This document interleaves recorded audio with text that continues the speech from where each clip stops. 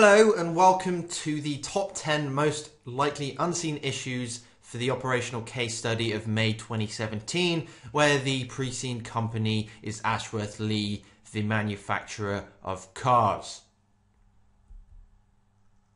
So in this video we're going to be looking at what I think are going to be the most likely issues that are going to come up in your exam in May, and that's based on my analysis of the pre-seen. So what we've got is 10 key issues, and the idea of this is for you can watch this video and then you can try to do your revision and preparation for the exam, bearing in mind the likelihood of these issues coming up in the actual exam themselves. Okay, so how are you going to prepare for these issues? Well, one way to do that is to prepare key models from the pre-seen information. So going through the pre-seen and finding information that we've looked at based on a particular issue that I've raised, you can pick a key model and you can apply that model to the pre-seen, and then you've kind of already done some of the work. So when the exam comes itself, you've done the work. You can just use that as something you've done and prepared beforehand. So for example, you may get a question on stakeholders and managing stakeholders, and the model you may want to use for that could be Mendelow's matrix, so you can map your stakeholders in the 4 various quadrants to give an idea of how to deal with those stakeholders. And so in that case, it's just a case of going back to the pre-seen, looking and identifying the different stakeholders, putting them in the Mendelow's matrix, and then you've got a model prepared, so when you actually come to the exam, you can just refer back to that rather than having to do it from scratch and using up valuable exam time. Practicing mock exams is obviously a good idea.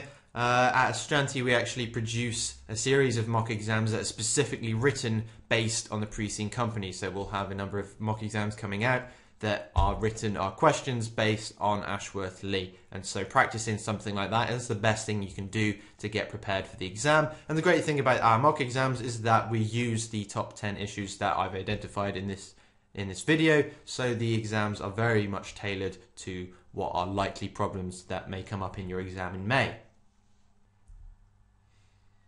Another thing that's good to do, particularly since the examiner says they particularly like this, is to find relevant real-life examples and prepare sample paragraphs based around them. Now, we've done that in our industry pack, and you can buy the industry pack from Astranti as well. And in that, at the end, we have 25 industry examples where we look at the real-life car industry and we find examples of potential issues that could come up for Ashworth Lea, and we've prepared an example paragraph that integrates that example into an actual point of analysis of the Ashworth Lea car company. Another way to prepare is to learn typical key points. So you can think of a typical piece of theory or a model, whether it's costing or budgeting or anything like that, and you can learn the typical advantages and disadvantages of those and apply those to the case. And that's often a very common exam question, is to list the relative pros and cons of a various model for the company. But the important thing there is to make sure that you do apply it to the company and you don't just spout off some theory that's not really attached to real life in any way. And finally, you need to be prepared for which models to use in order to support the issue. And we'll be seeing, as we go through the top 10 issues, various models that I've suggested that will be of most use when it comes to analysing a particular issue. Okay, so let's continue and actually look at the top 10 issues. So the first thing I want to say actually is that the issues aren't necessarily ranked in order from least likely to most likely. It's just a collection of 10 issues that are equally likely to come up. So just because this is issue 10 doesn't make it less likely, and issue 1 isn't necessarily more likely than any of the others. It's just a selection of 10 issues. And so issue number 10 is risk management. So why have I chosen risk management as a key issue? Well, the basis of my choice is that it's a key P1 topic. It takes up a significant part of the syllabus with things like risk identification, risk management techniques, and the controlling of risk. So it takes up a big part of the syllabus, and these are the kind of things When it comes to a case study exam, it's a lot easier to test risk because you've got a real life company that you're assessing, and that's a nice easy thing for them to examine in the case study exam. It's more difficult to come up with lots of different scenarios in the individual OTQ exams. So it's a very popular thing that comes up in the operational case study, and it is being examined in the past recently, and it tends to come up at least once every single time. So there's a good chance that something on risk management is going to come up. So what are the likely issues? Well, one thing could be a supplier changes policy. Now at the moment, Ashworth Lea have a number of suppliers and they seem to have fairly good relationships with all of them. But there isn't a great deal of information on that, and it's quite possible that one of the suppliers could have a change in policy, or perhaps the cost of supplies goes up, or a supplier is bought out by another company, etc. There's all different ways that suppliers can be impacted, and that's going to have a direct impact on Ashworth Lea as well, and perhaps it'll push up the cost of production, and that might lead into a question on sourcing alternative materials in order to keep the cost of production down. There also might be a more general risk management and control question based on the management of risk for a particular project. So say a new project such as the electric cars for Ashworth Lea, or some business merger and acquisition or venture, some new area of business where there is need for an assessment of the risks involved, and that might be something that comes up. And it could be for the whole organisation, so you could have something that's based on the risks generally that Ashworth Lea faced, or it could be a specific venture that's brought up in the actual exam itself. Or you might get a question on how risk should be managed in the company in Ashworth Lea itself. So there might be a question on the methodology, for example, using the COSO risk methodology. There might be a question on the role of the audit committee. Now, obviously, there's no information about a specific audit committee, and in the case of Ashworth Lea, it might be a question about whether we need an audit committee, whether that would be something of use to the company at its current stage, or you could be talking about from a more cultural perspective as well, and how risks should be managed with regards to the culture in the company, whether it's risk averse or risk seeking, etc. Okay, so if something does come up on risk management, and it does come up in one of these areas, then there are some things that you really need to make a note of and to bring up in your answer. Okay, so I've identified some of the key risks that can be taken from the pre-scene. This is by no means an exhaustive list. There are other things as well, but these are some of the most salient risks and things that are more likely to be examined. So one is the fact that the car body supplies the supplier is just one local supplier, and they have a good relationship with that supplier at the moment, and it's a well-established supplier, but that does limit Ashworth Lea because they're just using one supplier and they're dependent on that relationship. So there's obviously a risk surrounding that. Low profits, and not only are they low, but they're actually decreasing. So profits went from 10 million down to 5 million, and to see profits sort of decreasing in that way, that happens again next year, that's obviously a major risk, as the company risks going into actually making a loss instead of profits. There's only one major source of income at the moment. It's not a very well diversified company. All they do at the moment is selling their 3 models of petrol engine car, and that's their major source of income. So if there are any major issues in that area, then there's nothing that they can fall back on. In addition to low profits, there are declining revenues as well. So not only are costs eating away at the revenues, producing lower profits, but the actual revenues themselves are lower to begin with, making it even harder to maintain profits. Another one is that they're fairly highly geared. It's not a major concern, but if a new line of, if the company are to invest or seek to finance new projects, the current gearing ratio, that's the debt to equity ratio, is quite high on debt. So they would need to seriously consider whether to use further debt to fund any new projects. And another one is that the cars that they make themselves, Ashworth Lea's cars, actually produce very high emissions. Now, in the current climate in the car industry, high emissions are sort of frowned upon to an extent, and they're certainly becoming less and less popular, not only from customers but due to government legislation as well, requiring certain levels of emissions. So the government could introduce a new emissions law that would seriously impact the way that Ashworth Lea make their cars. So if any of these come up, and there's plenty there to choose from, which is perhaps why it's one of the in the top 10 issues, the things you need to talk about are the importance of embedded risk methodology. You need to talk about how important risk management is at the operational level. So obviously it's very important at the strategic level, but risk management needs to be at every level in the company and still important at the operational level. And you need to explain how your control, if you are coming up with a particular control to mitigate a risk or to reduce a risk, how that would actually reduce the risk overall, and how what your suggestion will actually help the company.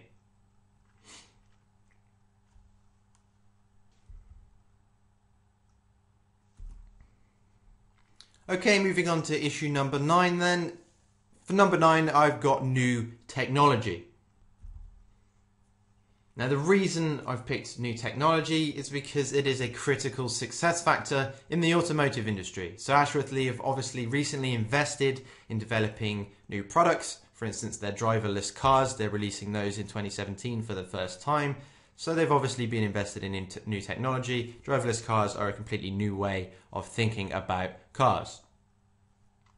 And in addition to that, the major investors in Ashworth Lea, the DOM group and the investment group, have both stressed their interest in developing new technology so that the Ashworth Lea can keep up with the changing trends in the car industry. So it's a big deal for the car industry, new technology, something could come along, and it's known as disruptive technology, and it makes all the difference. So it's important to stay behind that in the car industry, which makes it a highly likely issue for the exam. Not only that, it's an easy topic to test as well. So let's take a look at the likely issues for new technology. So one might be a new product proposal. So in the pre-scene, we know that some investment has gone into electric cars and the development of hydrogen fuel cells for Ashworth Lea, but there's no mention of them actually turning that into a product at the moment. It's obviously still in the research and development stage, and so there might actually be a proposal for an actual electric car in the exam, and that's an issue that we're going to need to talk about regarding new technology. So obviously an electric car is going to meet the demand of the market as it shifts towards wanting lower emission or no emission cars, and other companies are already started to do that, so you're going to get a part of that market that's important for Ashworth Lea to get. It's kind of diversification as well, because at the moment there is just the one product, and this would be another kind of product that Ashworth Lea could offer. There could be an increased cost with regards to research and development, so obviously quite a bit has been spent on that already, but there may be some more yet to go, and rather than a new product necessarily being ready to be produced, it might be a case of arguing the point to spend more on research and development, or whether to just leave it as it is and perhaps revisit it in the future. So that's one likely issue, a new product proposal, and it might not be an electric car, but that seems to be the most obvious based on the pre-scene. But another one could be a new IT system. Now in the pre-scene, we know that the IT system hasn't been updated for about 20 years, and that includes the payroll system and the accounting system and all of those functions within the company. They're using very outdated software and technology for that, and that's obviously going to have an impact on how efficient Ashworth Lea can be in terms of managing that function. So it's quite likely that we could get a question on integrating a new IT system. It's a common exam topic, it has come up before, and what you would do in that case is weigh the relative pros and cons of that new IT system. So mentioning perhaps things like, at the moment we're using very outdated software, and though it only seems to be making small there's only a small noticeable disadvantage to that. Over a longer period of time, we are wasting perhaps hundreds and hundreds of hours of time. This could make us more efficient, etc., etc. So those are two quite likely options with regards to new technology. So if either of them come up, these are the things that I want you to make sure you raise in the exam. So generally, we're looking at benefits and disadvantages. So with regards to new machinery or new IT, investing in new machinery in order to make electric cars, for example, or in introducing a new IT system, obviously we're talking about efficiency of the new system, of having updated software. It's going to lead to saving money in the long term. Things will be more efficient. It's going to cost less time, perhaps in terms of, you know, the individual staff members' time. Potentially it could improve safety. We're going to have better information for the IT system in particular. Better information means better decisions, perhaps quicker decisions as well. And we may have more environmentally friendly aspect to it as well. That's specific to electric cars and developing hydrogen fuel cell batteries. So there are obviously several benefits related to the new technologies. But then on the other side, of course, as always, there are disadvantages. So the staff may be dissatisfied with the push towards electric cars. Obviously, Ashworth Lea are very famous, well known for making the kind of cars they make. They're petrol engines, high quality, very reliable, and this push towards a new technology may not be met with open arms by the staff, who have kind of set in their ways and they like what they're doing. That might not be the case. The staff might be very interested in the innovation as well, but it's possible that they may be resistant to change. It will sort of depend on the information we're given in the actual in the unseen exam. We have to consider the upfront cost of the new technology. How will it be funded? Now, this obviously relates back to funding and the fact that Ashworth Lea are fairly highly geared at the moment, so they're going to have to look at ways of funding this that fits with what the company can reasonably do in its current state. You've got to look at the time period of the technology and the development time, how long it's going to take and how long before those impacts and the benefits of the new technology are felt. And another key one is the training required. So how much training is going to be required of new staff in order to help them to be able to use this new technology. Obviously training is expensive and it's time consuming, and is that worth the general benefit of the new technology? So those are some key areas in which you can think about benefits and disadvantages for any new kind of technology. And there is some theory you can use as well, and you should use if the issue comes up. So one thing is Porter's generic strategies. Now obviously high performance cars are highly desirable and therefore they're easy to differentiate. That's one of the generic strategies. Or perhaps lowering the cost of materials could lead to a quicker return on the initial investment, thus a cost leadership strategy. And this is obviously something that might be more relevant to a new product like an electric car. Obviously the strategy is already well established for the current cars at the time, but there's no reason why a different strategy couldn't be used for the electric car or the driverless car. Other theory, or the relevant theory, is a pestle analysis, particularly the technology aspect of that. So if you were doing a sort of a general industry analysis question, then this would obviously come in under the T part of pestle. And you could think about Mendelow's matrix as well, and think about the affected stakeholders, in this case customers, and you're sort of looking at them and their place on the matrix and thinking about, well, what does their position mean with regards to this new technology?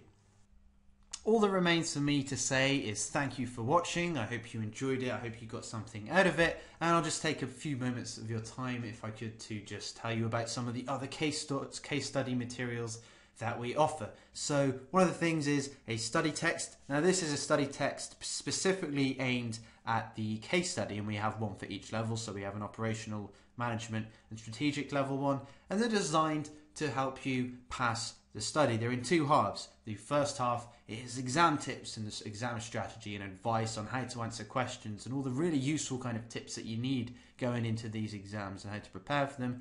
And then the second half, the second part of those, is a recap of the key theory that always comes up in the case studies again and again. So those are really useful, really valuable thing that you can get. Those are available online, and you can get an actual textbook, a printed physical textbook for the old-fashioned among you who like to do it that way still. We also have course videos that correspond with that study text as well. So we have a series of really nicely well-produced, well-done videos in which we basically take you through exactly what's involved in the case study and how you can spend your time preparing for it to ensure that you get really good marks. It's really, really great series of videos there.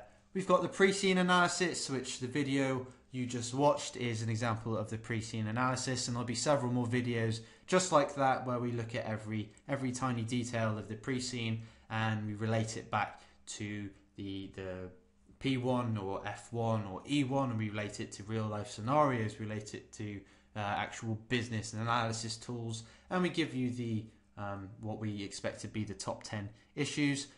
Another thing that we do slightly different is the industry analysis, and that is this is a really great document in which we basically cover everything that's relevant to the industry for the particular business that we're looking at. And it goes from their history through to the customers and suppliers and the market and how the market has functioned and the history of that. And we've got statistics in there and diagrams, and it's full of information. It's so useful.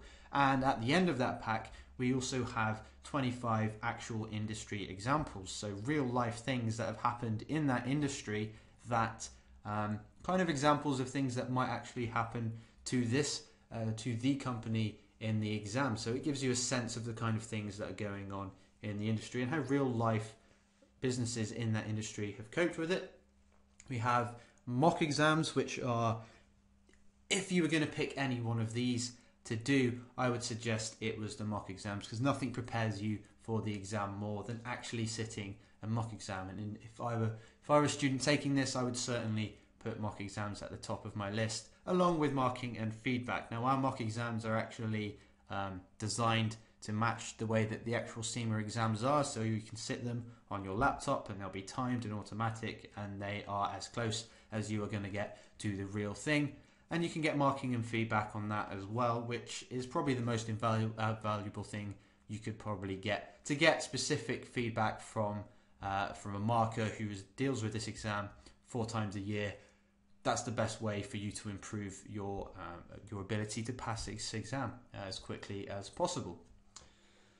We also have a masterclass. So as an online company, we hold an online masterclass which you can sign up for, and it's a day over the weekend. We do the Saturday and a Sunday, and it's a full day's worth of we have an expert who takes an online seminar, and we go through everything specific to that case study that you can do to get prepared for the exam. And we cover all sorts, and it's very, very popular among students who like a one-on-one kind of classroom environment in an online situation. We also offer pass guarantee. So if you're unlucky enough to not pass your exam the first time round, then there's no worries, because we give you the option. If you choose a pass guarantee option, then as long as you hit all the minimum requirements that we ask and you don't pass, then you get access to our materials for the next sitting completely free of charge. So there's something that we're doing to try and get you. Hopefully, if you signed up to our course and you do everything that we say you should do, then you probably will pass first time. That tends to be the way it goes. But if you should be unfortunate, if it's a particularly tough exam, then we'll let you have another go for free.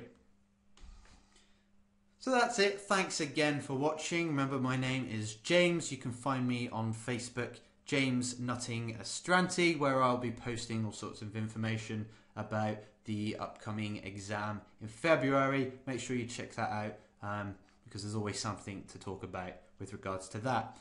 Thanks for watching, and I'll see you in the next one.